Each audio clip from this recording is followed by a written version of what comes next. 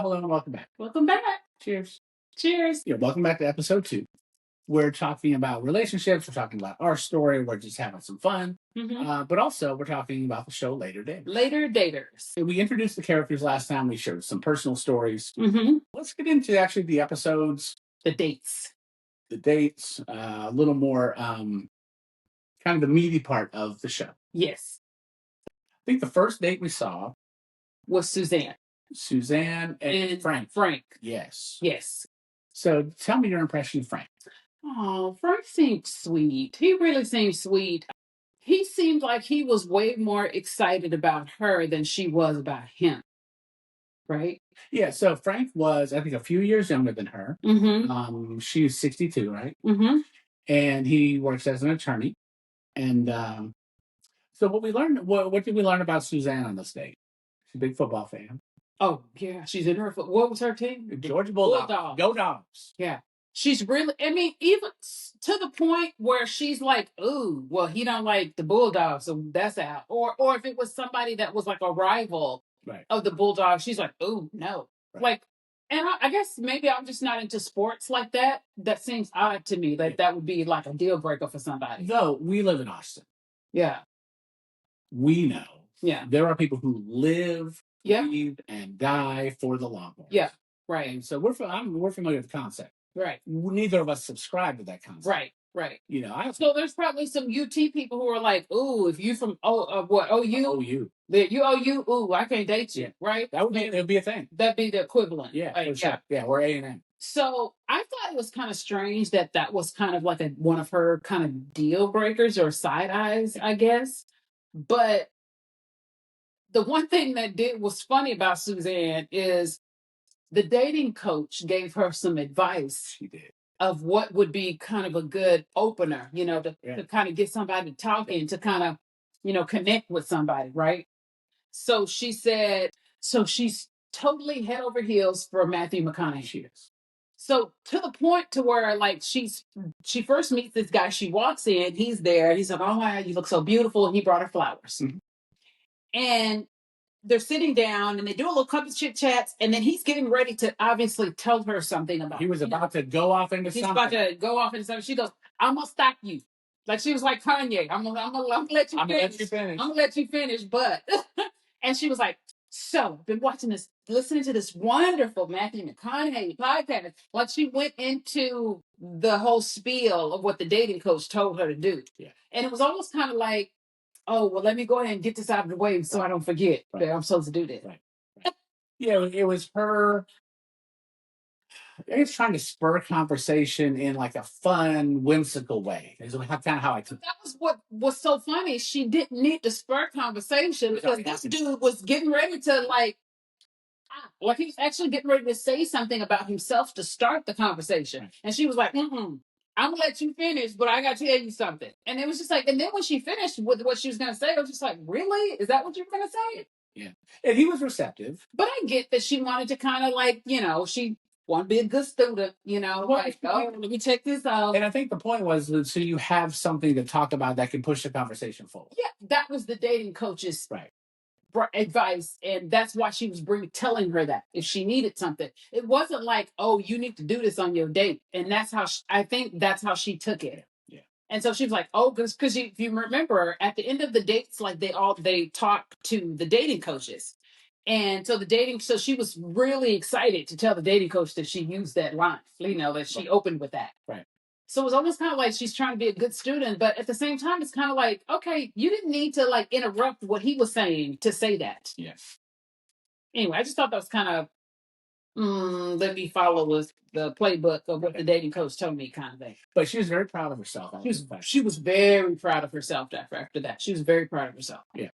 She wanted to report back. I follow your advice. Oh yeah, she wanted to get a gold star for that. Yeah. She was so proud of herself. But and Frank seemed like a nice enough dude.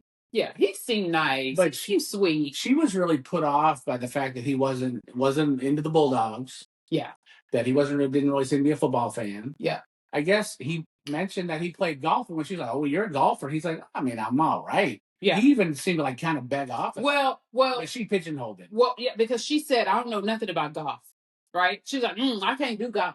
Yeah. Like it was almost kind of like she made it sound like that's a strike. Right. You play golf. Right. Like, you know, the way she said it. Right. And also he had 2 kids, but one of them was 16. That was an issue for her. And that was a huge issue for her. She was like, she was to the point of like, I ain't trying to raise nobody's kids. And it was like, okay, he's 16. This kid's 16. By the time this possibly gets serious, yeah, he's gonna be gone. But that was a big super red. You could tell a super red flag for her. Yeah, yeah, for sure. Suzanne's daughter. Yeah, who's I'm gonna guess 30ish. Yeah, yeah. Comes into to like see her on the date, and the daughter's take is, oh, the chemistry is just great, and they're just chatting, and it kind of fizzled after that, apparently. Yeah. Because by the time they get to the end of the date, Frank is down for another date. Oh, he wants another date. Absolutely. Yeah. And Susanna's like, well, when she said when he asked her, she goes, I'm not gonna tell you if I'm gonna go on a second date with you. Like she almost seemed offended. Which is so that's one of my main frustrations with Suzanne. This whole thing about, oh, I'm not gonna tell you if I want to go out with you. Yeah. And the dating coach called her on that. I think in episode 2. Yeah. About how you want to maintain this like mysterious nature, and I'm not gonna tell you if I like you. She's like, that's 40 years ago. But also, like, at her age, she's playing out hard to get. Right. Like, ooh, like, I don't know. Like, bitch, really? Are we doing this at this age? Are we playing hard to get at this age? That's kind of what the dating coach was saying. Like, that was, I'm glad, like, that kind of made me kind of look at the dating coach like, okay, she might be here for a reason. Like, she might have a reason to be here kind of thing. Because the dating coach was even like, what is this playing coy? Like, ooh, I don't know. Or, ooh, playing hard to get. Like, she was like, we don't need to be doing that. Yeah. She wants to be mysterious. That's what I wrote. Playing hard to get. That, I guess, used to be a thing. I never subscribed to that. Were you serious? I wonder what Tanya's thinking. Says nobody. He said no one ever. No, I don't think I ever played like hard to get. I think I never subscribed to that. Yeah. I just always felt like, like you need to let me know if you like me or not. I remember hearing about like the 3-day rule, right? Yeah. If you go out, you can't call me right away. Yeah. I always thought that was dumb. I was like, why? Like, that's so silly. I think I just subscribed to, if you like me, like, let me know. Because I'm not going to know unless you let me know. I was never mysterious. Yeah. There's nothing mysterious about you. There's not? I don't think so. There's so much mystery here. Oh, okay. All right. I'm just one big question mark. Oh, wow. Yeah. Okay. Someday you figure that out. Okay. Maybe. Next 12 years. Okay. The next 12 years are going to be really interesting. I have that to look forward to. Yeah, that whole idea of don't call for 3 days, or as one of our other favorite shows would suggest, as a younger man, me, if I call this woman, there's a possibility of sex, which makes the whole proposition of calling her way more interesting. Oh, okay. Which is what is this point? The point is that it's about being mysterious or not. Oh, mysterious. And so Sam from Atypical took that mindset. So no, I think that's an honest version of how a lot of young dudes think. Yeah. I mean, why am I going to wait? Yeah. If I respond to her sooner, maybe something good will happen. Yeah. Well, that should be the thing. Right. You might snooze, you lose. If I like her, why not tell her? Yeah. Dating coach, I think she even said, like, why are we playing games here? Right. I felt bad for him at the end of the date because he really seemed like he was into her. He did seem like he was into her. He really seemed. She seemed to have a different take. And then before we move on to the next person, did you remember like he even like messaged her on Facebook? Yeah, he tracked her down. And so the daughter was like, "Oh my God, look how cute!" And he messaged her. She's like, "Oh, how gross!" Like she was almost like offended that he like reached out to her. And I thought, wow, good for him for like making it known what he wants. Yeah. But she was almost like offended by it. Like, how dare he reach out to me on Messenger? Yeah. Anyway, I don't know. I don't know what her thinking is. Again, it might be old school thinking on her part. Yeah. No, I thought that was kind of the best redirection we had from Logan, the dating coach, which was, done. Why are you going to do that? Yeah. If you like me, tell me you like me. Otherwise, I'm not going to know. Yeah. You want to go on a second date with me, you got to tell me. I don't know that unless you tell me. So reflect to our first date, that Sunday night date, 12/16/12. In terms of, I don't. I mean, I think by the end of that night, I think we had at least communicated. I would like to see you again. Mm-hmm. Right. Mm-hmm. And I think we both agree that was the best date ever. Yeah. Cheers to that. Cheers to that. Indeed. Best date ever. Best date ever. But yeah, I don't think either of us were trying to be mysterious or. I mean, I think I had made it pretty clear that I thought you were very attractive. Well, I mean, I think after that date, I think it was pretty obvious we were going to see each other again. At some point, we let each other know that this was the best date. This is going well. Yeah. It wasn't like we are trying to like guess or play it cool, right? So I think what was so cool and really amazing is that after that date, I think things just flowed pretty easily and naturally. It wasn't like, okay, well, can I see you again? Right. Like, you know what I mean? Like, it was just kind of like, okay, what are you doing tomorrow? Right. You want to come over? I want to. Yeah. Like, it was just like, it was almost kind of like we had already weaved each other in our lives at that point. Yeah. Because it was funny because I think we had even shared a few days later that before then we've both been talking or dating another person. Not necessarily that it was something serious, but we had gone on dates with these people and had seen them more than once. And, we would occasionally kick with them. Mm-hmm. And I think you had even said, like, you had opened up to me and said that you had been doing it. And you were like, and I just told her that, like, I didn't want to see her anymore because actually, like, interested in somebody else. And you were like, and that's you. Like, you were like, in case you were wondering, right? So then I shared with you that I had done the same thing. That it was somebody that I was just kind of like kicking it with, I would see every now and then, and basically told him like, yep, I found somebody and I think I really want to pursue that. Like, I think that's going to go somewhere. So I thought it was interesting that part of our lives had happened at the same time. Like, we were both kind of like, okay, just let you know. Okay, just let you know. And it was like, okay, yeah.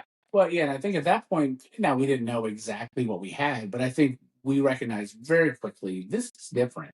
Yeah. This is something I don't remember seeing anytime recently.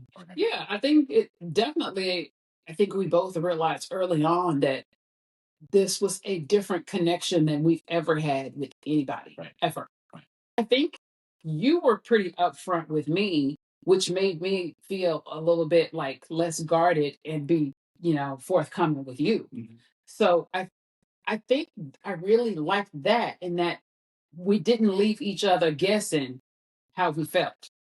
Even to the point where, after we were kind of been dating for a little while, like you wrote me a text message one day and you're like, okay, you're like, you're gonna think this is silly, but I can really focus on what you're saying now. Like you were like, before you really like, I was so distracted by how pretty you were. And I think you even put in something like, I really hope you never asked me anything like it's really important that like I needed to respond with like a smart answer. You were like, because I didn't hear a fuck thing you said like the first like whatever months of us dating. Like, and I thought it was funny, but it was so sweet because I had never like had anybody like say that before. And you were like, yeah, I hope you didn't ask me anything important like in those months because you were like, because I ain't heard nothing you said. No, that's 100% true. No, I mean, I just like me even looking at you now, like you're just so pretty, and it's like it's so distracting. It's like a work of art. It's so sweet. No, and so this is the space I live in. Imagine how hard this is. So you have to balance the whole thing of like, oh wow, look at she's so lovely. And then listen to what I'm saying. And that's like she actually asked me to do something. She asked me to do something that I would like to keep looking at this space, so I need to try to remember what that thing was. So no, it was entirely true, and I wasn't trying to be endearing. Yeah. No, it was so yeah. It's funny. I just thought that was so cute. I was like, oh my god, I was like, that's so cute. Yeah. No, it's come on, fellas. Any of y'all with your beautiful wives, you know what I'm saying. And it's a blessing. I had never had anybody say that to me. But again, going back to honesty, right? Not trying to have your partner like guess and be all mysterious and like, ooh, I can't let them know I'm into them. Like, I'm glad that neither one of us had ever really subscribed to that. Suzanne seems to live in that space, but her coach is kind of trying to break her out of it, which is good. Well, and I kind of felt bad for Frank. I did. I felt really bad for Frank. And also, blanket statement. Okay, so it's one thing for these folks who are going to be on the show to have the guts to be on the show. Of course. But you got dudes just popping in for, You're gonna have a blind date on TV. TV. That's ballsy. That's very ballsy. Or stupid or ballsy combination. Yeah. So no, again, props to Frank. I thought Frank was cool. I think Frank. I think Frank will end up meeting somebody. Like he just really seemed like he was a nice dude, and he seemed like what was interesting is all of Suzanne's like quirkiness and craziness didn't seem to faze him. Didn't seem to faze him one bit. No, he didn't. And he was like fine with it. Like you never ever had a reaction from him like, oh my God, what? Like he was just everything she said was either funny or he was like, oh my God, that's so interesting. I want to hear more. Like, you know what? The thing about Frank is that he was into her. Like she would actually, I think she would have a good life with Frank if she would just kind of let go of some of these crazy things in her head. Yeah. Because he all about her. He seemed low drama. Yeah, he really did, right? And he seems like he's such a calm person. That's the type of person Suzanne needs. Oh, yeah. She's a lot. Oh, yeah. And I'm not as speaking for the president of the 𝗪𝗯𝐀 committee. You need somebody that's gonna like the calmer version who appreciates your version of a lot. Yeah. So you say you're a lot. I don't feel like you're a lot. Aw. She's a lot. Yeah, Suzanne's a lot. Anyway, Frank, I hope you find something.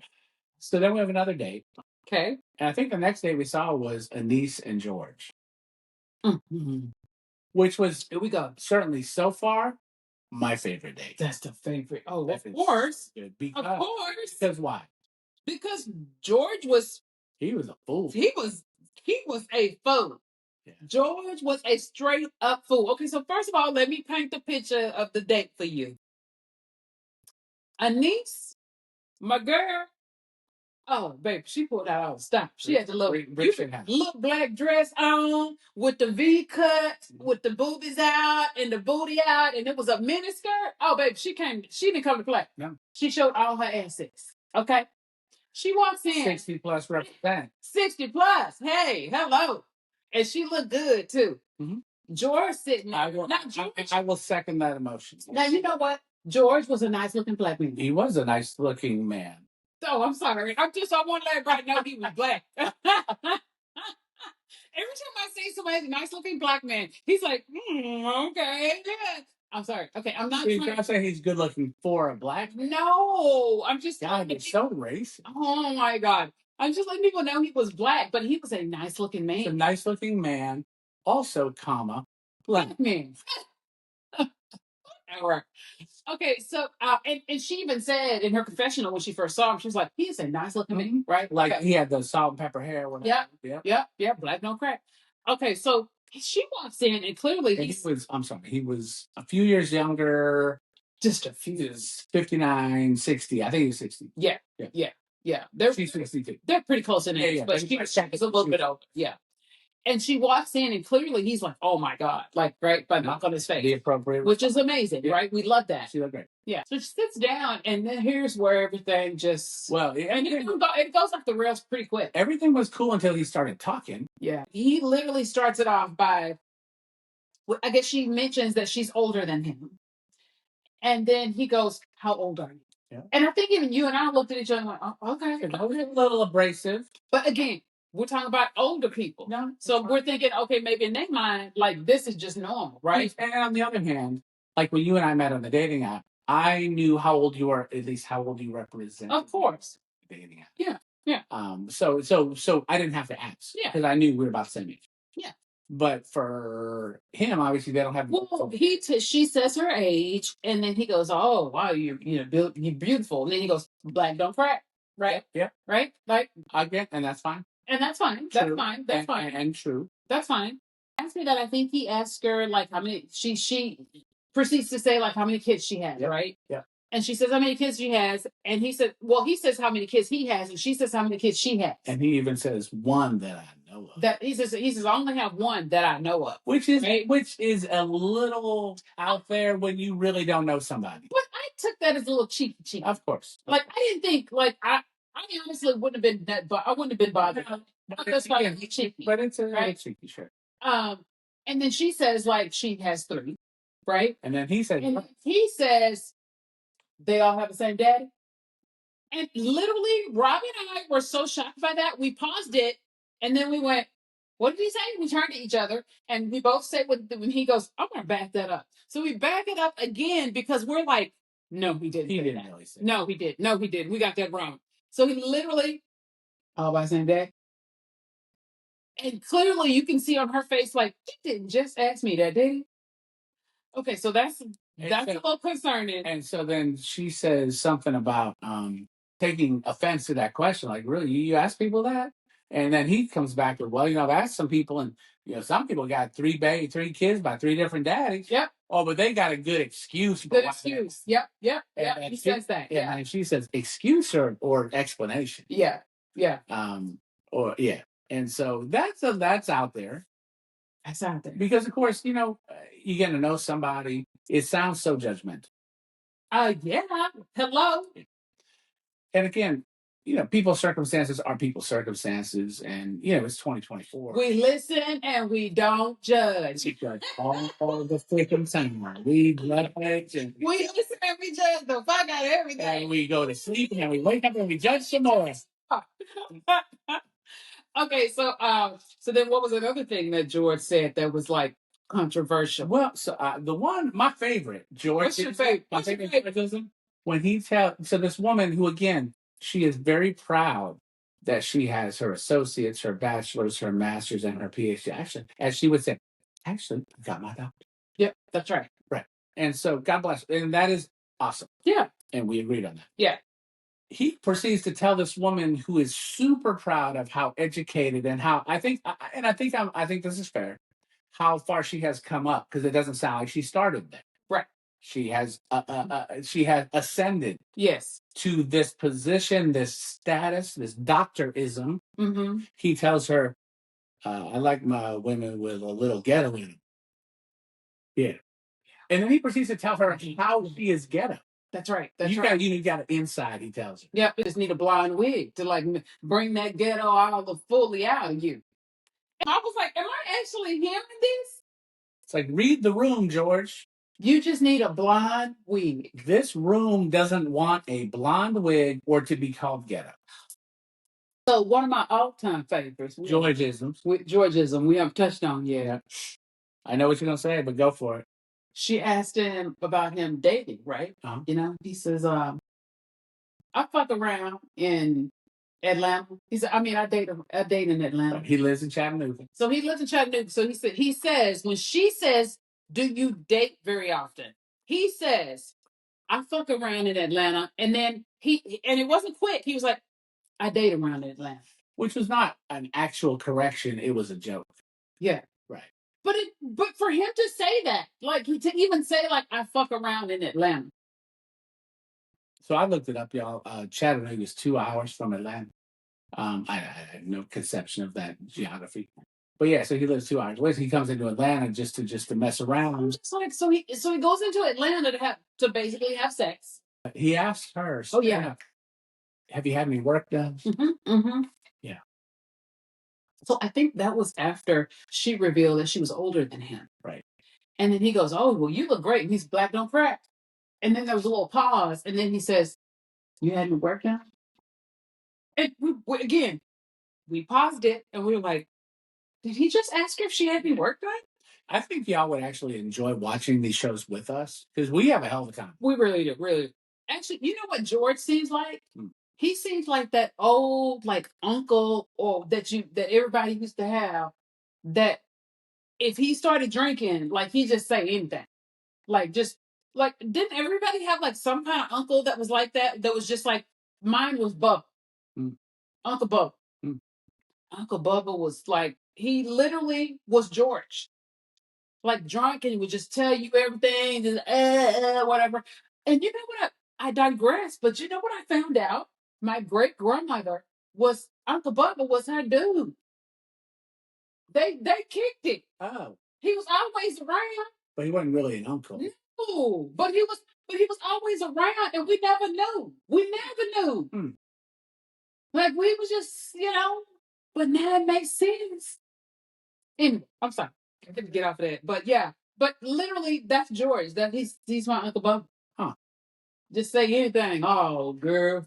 And I'm familiar with that concept. I don't think I had anybody in my life. You didn't have Uncle Bubba? That Bill. Oh, really? You didn't have that name? Not really. But also, I think it's because you missed out. Because I think my parents were similar to us in a sense. Yeah. We don't really fuck with a lot of people. Yeah. Yeah. We keep our circle small. That's true. And my mom, which was hard for my mom, had 13 brothers and sisters. Right. But even so, I think I only really knew 2 of those siblings. Yeah. Yeah. Yeah. They kept their circle small. Yeah. So yeah, I don't not a lot of Uncle Bubbas. No, but I'm familiar with the concept. That's a phrase we hear a lot. So and so. Well, he just speaks his mind. He says his piece. Now we seem to be electing those folks to office. Oh, well, that's a different story for a different day. Okay. Anyway, okay. We're moving on. Yes. Anise. Yeah. Wait. So we just talked about her and George. Yes. Did we miss any Georgeisms that we need to like? You know what? The only other one I wrote down was the waiter was like, "Y'all want some rolls?" And George is like, "No." Gosh, yes. Oh my God. Totally forgot about this. And so she looks at him like she's just look on her face like maybe rolls would be good, right? And he goes, no. He goes, I'm looking out for you. Looking out for you. Looking out for you. Basically like saying like, don't eat them, you're gonna get fat. That's how I took it. Like literally, I'm just like, oh my God, I could not believe he said that. Oh my God, I can't believe I forgot that. Yeah. Which is so it was He's like, y'all want some honey buttered rolls? And he goes, no. And he said, because she looked like, oh, and he's like, no. Right. No, I definitely took it. Like, what was that show? It was Identity Thief. Right? Where they're like, you can't eat, so we only have so much money. And Melissa McCarthy is like ordering the ribs. He's like, no, I told you no ribs. You less food. And that's the same vibes I got. Seriously, oh my God, that's so funny. Because she was really open to the idea. She's like, no. He said rolls, and he was like, no. Yeah. So our next date is Nate and Latricia. Nate and Latricia. Describe to our audience Latricia. Latricia is a nice-looking Black woman. She's tall. She has a very nice body. She's very slim.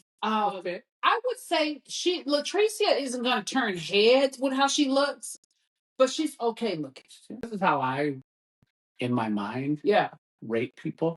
Oh, okay. Oh, do tell. Okay. So when it all boils down, it's this. It's either cute, thumb to the side, down. No. There's no side. You got to pick a up or down. Oh, there's either up or down. Yeah, you got. There's no side. No, because a lot of people would be side. You got to pick up or down. Those are your only 2 options. Light switch on, light switch off. As we say in the tribal. Be down. She's not. No, that's what I'm saying. That's where I'm going.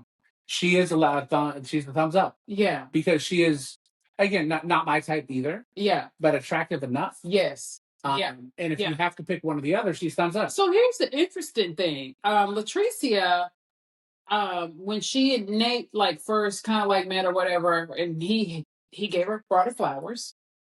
And the first thing that happened was after they're making small talk, but when the food came out, he wanted to bless the food. And she thought she was so you could tell she was like, oh my God, I can't believe I got somebody that actually will bless the food with me. Because she was like, ooh, check the God-fearing man. Right. Check the box kind of thing, right? And so, which is great because a lot of times people don't align on that. Mm-hmm. So to get somebody who does align with you on that, I can imagine that would be comforting. Wherever you are on that spectrum. Right. And I felt like what was interesting with their date is they seem to have a lot in common. Mm-hmm. A lot. Military. They're both military. They just seem to click on a lot of different levels. Because the whole date, she's pretty much like, oh my God, I can't believe. He would ask her something. She'd be like, oh, check that box. Mm-hmm. Right? Kind of jokingly or whatever. And he seemed like he was into it. But afterwards, he was like, he wasn't into it. No, and the weirdest part, as we were talking about too when we were watching it, is that in the middle of, or I don't know, in the middle. Of course, we don't know from editing. Yeah. Probably towards the end. Yeah. He's like, hey, a weird question to ask you. Do you mind if we get a selfie? And she's like, huh. well, that's unusual, but okay. And he was saying, so we can always remember when we first met. Yeah. Which sounds like it sounds like something that if I had been smart enough and savvy enough, that would have been amazing. Yeah. Yeah, I would love to have that posted up. Yeah. We would have that framed right now. But so yeah, he seemed to be almost be like this is going great. Yeah, I'm gonna take this picture. But even after he took the picture, if you notice, he even says we're gonna exchange numbers and we'll have each other's phone. Yeah, because she said send that to me. He goes, well then. Yeah, he says and then you'll have my number. Yeah. Like it was just like as if like basically kind of perpetrating like we going out again. Yeah. But then like the minute they left. Yeah. And he's like, they're feeling him getting in his car, and he's just like, basically, we ain't going out again. Yeah, that was. Like it was just like a totally different person, and I was just like, oh my god, all my dates before you make so much sense now. Like they're so like, all of you guys are like that. Yeah. Like why? Like we think we're on the best date ever, and then all of a sudden we don't hear from you again. Right. Yeah. Well, why is that? I want to apologize on behalf of men for being assholes. Because we were just hoping to get laid that night. And when it didn't happen, it was fine. It was fine. No, really, it was fine. But also, I'm going to pursue other pastures. That whole scene made me really, I really had to check myself. Because I was going back to old time. I was like, this is what I'm dealing with. This is men. They were on the same page. And everything they were clicking on, when the producers away from her and were asking him, he's like, oh, she seems like she too a Christian, too into God stuff. I'm not really. He was like, I'm a CNE Christian. He was like Christmas, New Year's, and Easter. Right. Like that's when I go to church, right. Kind of thing. Right. And he was like, and it seemed like she goes to church all the time. And I'm not like that. And which was weird because he's the one who prayed over the food. He's the one who offered to pray over the food, which is so crazy, right? So anyway, I didn't like that part about him. I'm gonna be honest with you. Like he lost points with me with that. That whole praying thing was odd. It's very odd. Initiated it, but then he like. But then he's like penalizing her for it. Yeah, for real. Anyway, so no, dude. We're on to Suzanne and her second date. Avery. Yes. And I wrote down that he's 59. Yes, so still a couple of years younger than her. She didn't like that he didn't bring her roses. I wrote that down too. That. The quote of "Where are my roses? Where are my roses?" Yeah, she was like, he didn't bring me roses. I don't like that. Like she was just like in her confessional, she was like, I don't like that. She was really big on that. But she liked doing the whole hard to get thing with him. Like she was still kind of in that whole like, I don't know, what? Want to keep him guessing? Yeah. Why? I don't know. She's big on that, and I don't know if she feels like that's like flirty. Well, and again, so Suzanne. She's single because her husband died. Mm-hmm. Part of me thinks that she doesn't really want to date. Yeah, she did seem to like him a little bit, Avery a little bit. Yeah, she definitely did. Than Frank. But I think, and understandably, I think she's still probably twisted over her ex or her husband who passed. Yeah. And maybe there's guilt, maybe whatever. There's like discomfort. Mm-hmm. But I almost feel like she's throwing up impediments to make it impossible to actually achieve happiness through that. Yeah. That it's like, if he's not this or he's not that. Yeah. Basically, what he's not is your ex. Yeah. Your deceased husband. Yeah. And so part of me thinks that she really is creating artificial barriers. And maybe we'll get to that with her talking to the dating coach Logan later, right? But I agree with you. Like that I hadn't thought about it like that before, but that makes so much sense. Like I feel like it's almost kind of like she's wanting all these boxes checked off that she did with her ex, with the husband that died, right? And she's like, oh, they're not this. Oh, and they out. Right. Like, it's no excuse. Like, they're out. Like, and I feel like she is kind of living in that world. Yeah. And maybe, and you know what? And honestly, maybe Suzanne will land to where, like, she's just like, I just like dating people. Mm-hmm. And that's okay, too. Well, she can have a date for the dogs game. So she can have a date for dinner. Maybe, like, and there, who says like in this era of her life she can't just like date and have fun? Mm-hmm. Like nobody's saying you gotta like be unless that's what you want, right? To have a partner full time. But maybe Suzanne's journey is just to date around, and maybe that's what she'll feel realize that's what she enjoys the most, and ain't nothing wrong with that. And there's enough white guys in Atlanta who I'm sure would like to date Suzanne. Why'd you say it like that? Because I think her being with a black guy is very unlikely. Oh, yeah, that's better than like it. Yeah, that's not right. Okay, moving on. I'm not saying she's racist. Yeah, no, you're right. I'm just saying that's probably not.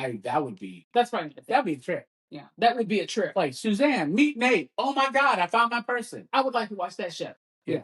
That's not a thing. So the next date that came up was actually two of the people. Yeah. Anise and Nate. And Nate. Yes. Yeah.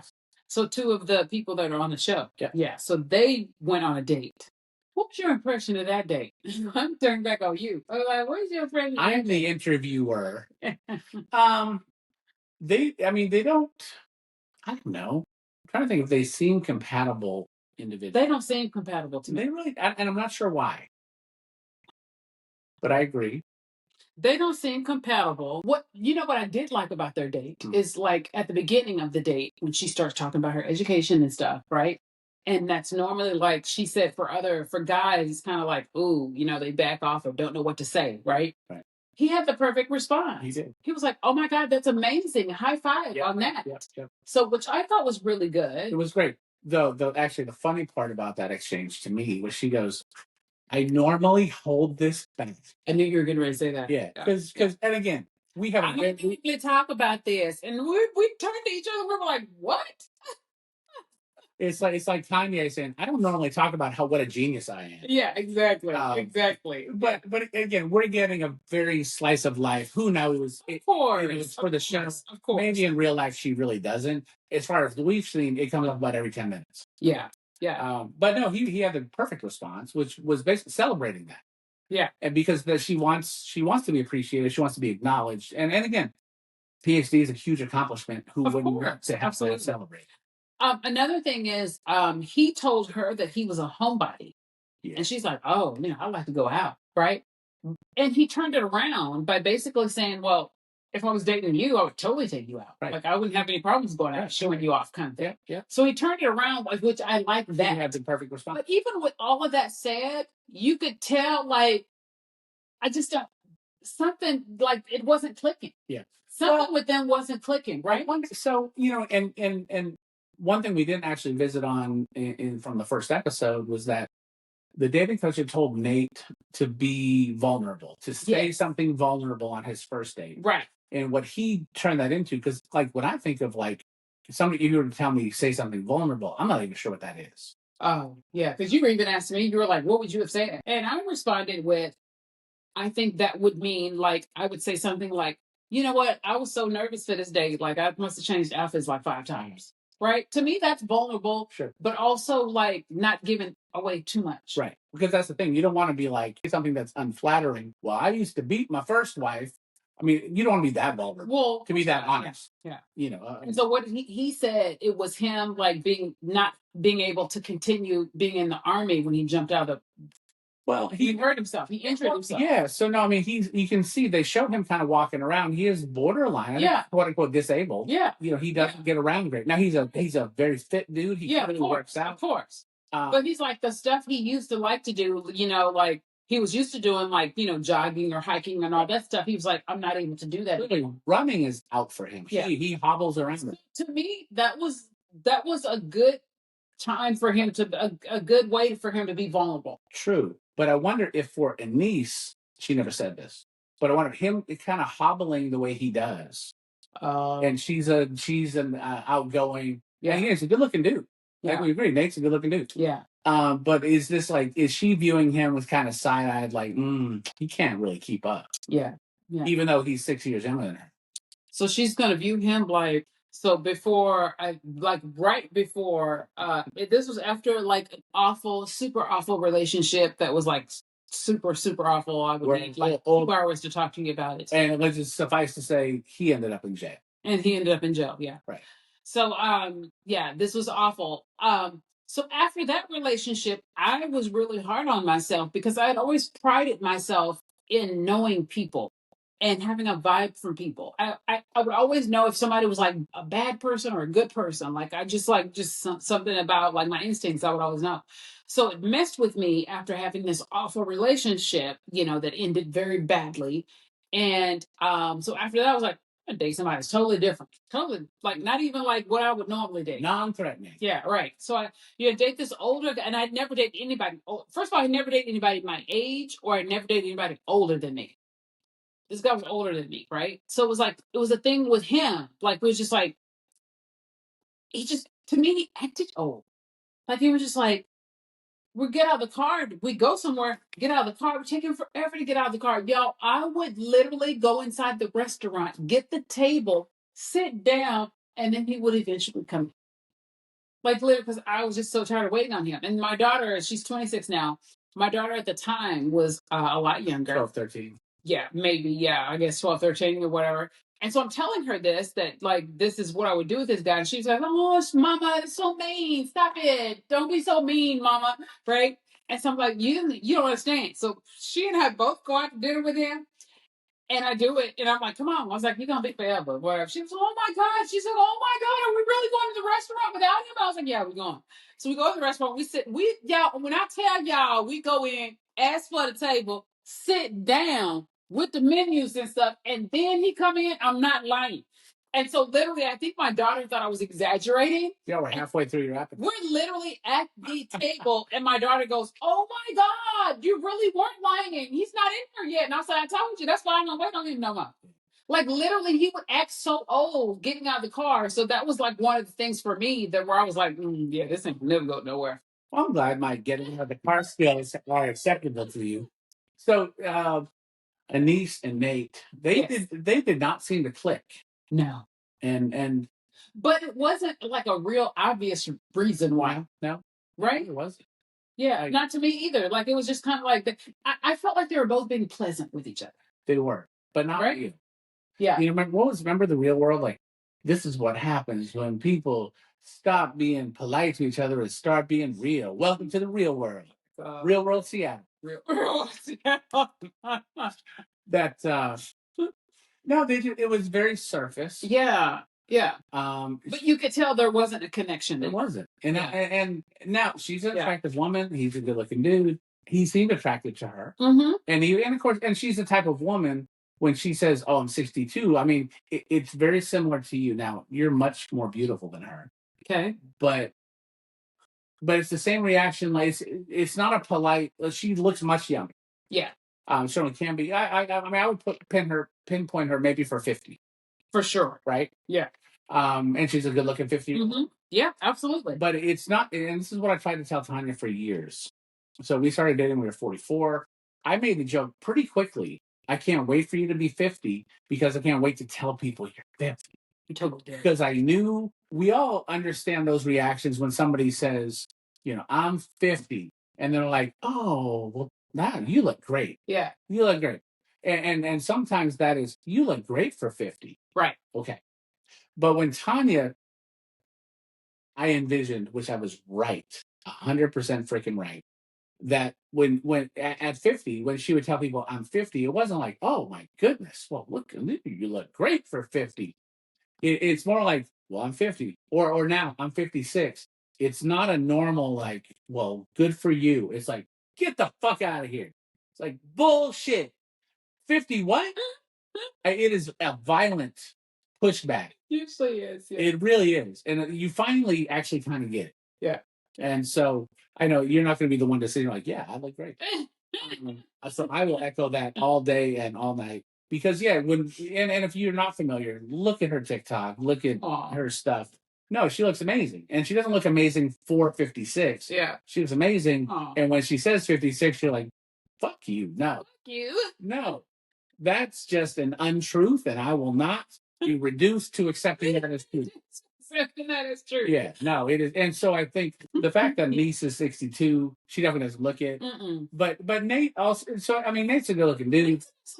He is not probably hurting for meeting attractive women. No, he's not. I'm gonna speak as a straight man. Yeah, assessing his negatives. Yes, the OCD could be an issue for some folks, but probably not. It's probably not a huge deal. But we don't know how deep that runs. Yeah. But he definitely, everything has a spot and everything is meticulous, cool. Yeah. Some people will dig it. Some people will. Jack is going to be an issue. Jack is an issue. And I think his. If you don't know, Jackie is his he and Jackie have a kid together from a one night stand kind of hookup. But now Jackie is like one of his closest friends. Like he says his best friend. Jackie's his best friend. Yeah, yeah. So she's in the picture. I don't know how that's not going to be a problem. Yeah, no, for sure. And I was gonna say for some people, and I think this was an issue for Anise, even though she didn't say it. I'll call it his disability. He does not get around great. Yeah, we saw him walking up the stairs, and he was laboring.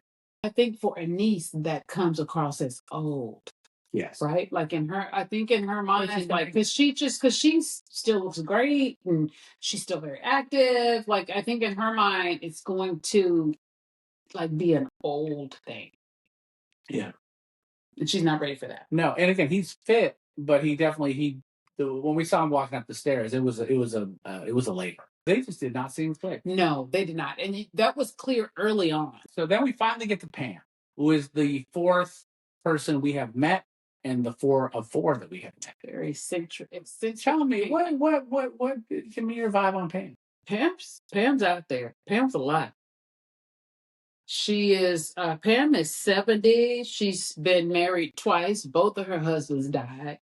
She's been single for years. We have no reason to think she killed him. She did not kill him. Did she kill him? She didn't kill him. They just did. Both of her exes just happened to die. She didn't kill him. She's been single for 15 years, and as the dating coach said, she's living in a shrine. She is. She used to be married to a famous rock star, Steve Marriott from Hong Kong, and they're in the Rock and Roll Hall of Fame. So that was a big deal. Pam's out there. She's out there. Now, her first date was with Robert. It was. He's 65 and he's divorced twice. Yeah. He was very excited to meet her. He was excited to meet her, but if you remember, he seemed like he had been waiting on her a while. Like she was really late. Yeah. Like, and he was just like, "Now, remember, I've been here a while." Like he's just like, she lived an hour outside of it. I understand. In the country, like country. I understand. But they had a certain time that was meet, right? Yeah. So, and you got the impression that he'd been there, he'd been waiting for a minute. A bit frustrated. But at the same time, he was open to like, okay, come on in, like, let's get a drink. And she looked like she started with a tequila shot. I'm sorry, she had a lime, there was salt on the rim, and a little bit of liquor, and it looked like she had tequila. She started with a tequila shot. Okay. So I was like, oh, Pam trying to get this started. Yeah. And it seemed like she came in hard. And bless his heart, Robert, he kept asking her questions about her, and then she just kept going on off the rails. And then at one point, they had been there a minute, and Robert even said to the confessional camera, like, she didn't ask me one damn thing about myself. Like, I've been asking her all kinds of questions. He was like, she didn't ask me nothing. And he even had to go so far as to say, you don't know anything about me. He goes, you haven't asked me anything. You don't know anything about me. He's just like, but so he was upfront about that. And then she's like, huh. She's like, huh, really? And then I think she went to talking about herself. Yeah, I think so. And again, editing. I wrote down in quotes, you know nothing about me. The other thing about Pam is that she presented herself as being very negative. So she was like, I'm pissed off at the world. I hate everybody, every motherfucking body. Like she came in. That was the blazer. All of the people we met, that is the biggest deal breaker for me. Oh, yeah. Coming in, like, being negative. And Debbie Downer. And look, life is complicated. I don't expect somebody to be like, let me tell you the 10 best things about my day. Right. No. Right. That's not real life. Right. But, and again, editing, who knows? Right. But from what we saw, she was just like, well, this sucks, and that sucks, and I don't like that, and this really bothers me. Well, I wrote down, she told him that she's pissed off at the world. Yep. And I don't care who you are, or whether you're in this because you want to get laid, whether you're in this because you want to find a soulmate, that is not a great springboard to anything good. So I thought for myself, like listening to that and looking at that, I was like, as I've gotten older, I literally want to be around negativity less. Mm-hmm. Man, she came in hot negative. And I'm just like, oh my God. Like, this is a bit much. So I'm I don't see them being together. We don't know what happens, but I don't see them. He was so frustrated with her by the end of that day. You have to wonder if Robert was questioning what kind of show he was on. Because I'm sure he didn't go through the same vetting process that the participants did. Yeah. And he had to be like, wait, this is a what dating show? Yeah. You know, are these people all defective? So I can't wait for episode 3. Yeah. No, it's going to be interesting. Yeah, that was the end of episode 2. But you know what, though? I feel like Pam is going to make good TV. Yes. You know, actually, I think Pam, this is post episode 2, Pam could benefit the most from Logan's dating tutelage. Oh, the dating coach, yeah. No, I think if he can, if they can meet somewhere, she actually could change her perspective. She needs to change her perspective. Oh, she needs to. Yeah. Because there's no way that the persona she came in with to have that one date, that ain't working. Yeah.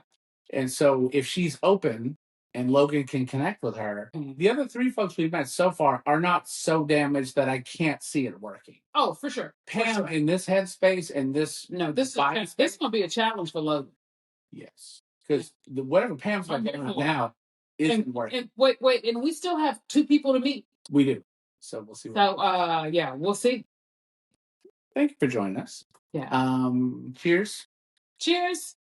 Take a sip. Take a sip. Indeed. Thank you, and we'll see you next time.